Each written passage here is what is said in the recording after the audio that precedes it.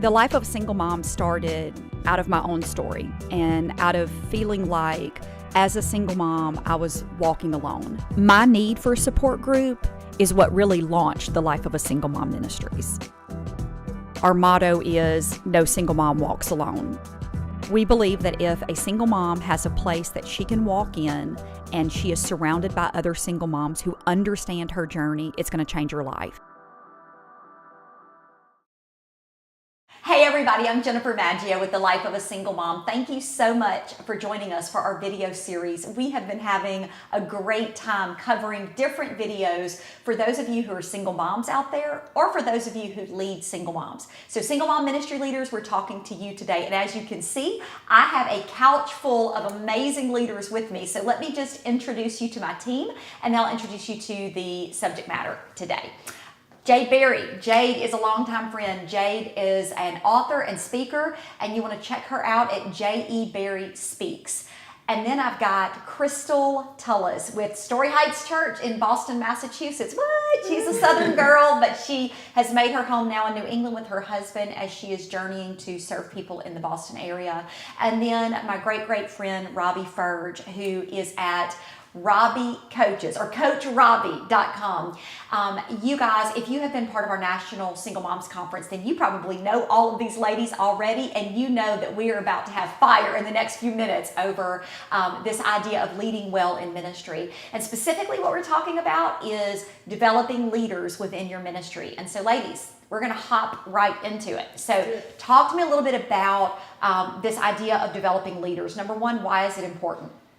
I really believe it's important for the growth of a ministry to develop leadership and for the longevity of the ministry. Because honestly, if you have to have a culture of growth and a culture of developing other people, and it feeds into each person, that is the culture. We develop each other, we feed into each other, and we serve each other. So Crystal, you have a unique experience in that you've been on staff at a church and you've kind of served underneath other pastors as associate pastors, and then now you pastor your own church and have been doing that for some time. So talk about why leadership, identifying leaders in the church is so important for you. Well, I think leadership will make or break any ministry, any business, any corporation. I mean, it really the infrastructure of the resources, people, money, systems, that is what will determine the fruit that comes out of it. And so people are really important. I did spend 10 years on a church staff, and then we've been lead pastors now for 8 years.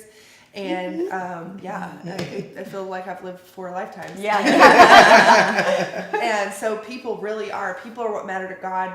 They are what matter, and they will make or break a ministry depending on the character that are involved in that leadership. And so we are really big about developing people. I think people want to see like a ministry just like blow up, when you have 1,000 people in your church on the first Sunday. Well, in Boston, that doesn't happen anyway. 10 years. So. But regardless, the principle is the same. Is we want the fruit. We want to see the out, but we don't want to take care of the root, and that's really important.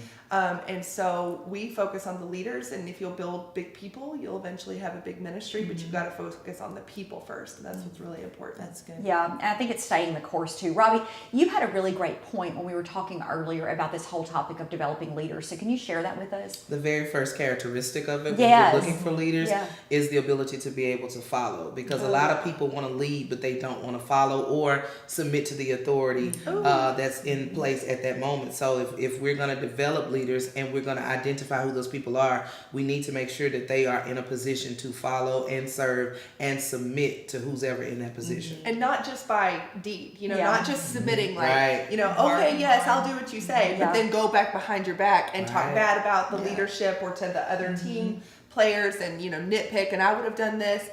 That's not truly submissive. That's just dishonoring, and the Lord will see that. Right.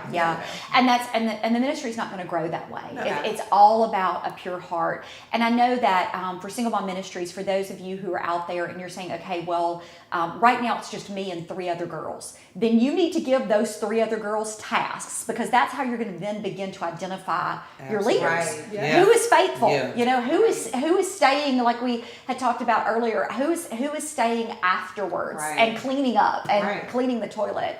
And then what are some things that we identify leadership with? What are some things where we know, hey, this is someone who has the potential? Can you speak to that a little bit? Well, to go along with what you were just saying was people who fill the holes without being asked to fill the holes. If you notice that something needs to be done, don't wait to be asked. Just get it done. Yeah. Right. Yeah. Take ownership of it. That's like the simplest thing. It's so simple. Just see a need. Feel the need. Right. You know, like, and don't discuss it with 45 people that you don't need. That's the other thing. Yeah. But that's, really I think one of the things that we see in single moms ministry specifically is we talk with churches who say, yeah, we did single moms ministry a few years ago and it didn't work. And so then we'll begin to dissect, okay, how did your single moms ministry look? When did you meet? What were you teaching? Like really beginning to ask those tough questions.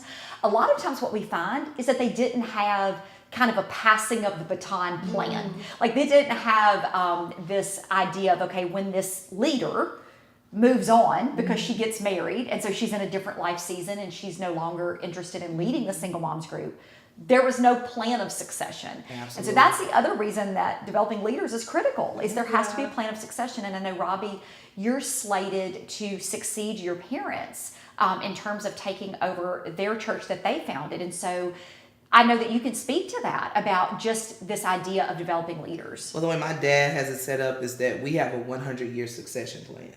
Wow. So we know what's going to happen within the next 100 years, of course, based off our plan. But we know that God has the right for the flexibility. So I think a lot of people look at year by year. But when you have it slated out in the next 15 years, I'm going to retire. Robbie's going to take over. Or you start to look and say, okay, I think this person has good management skills. This person, has a great attitude, because you need that for leadership. Because if you got a nasty attitude, you can't lead the people. You'll destroy the people, and nobody wants to be around you.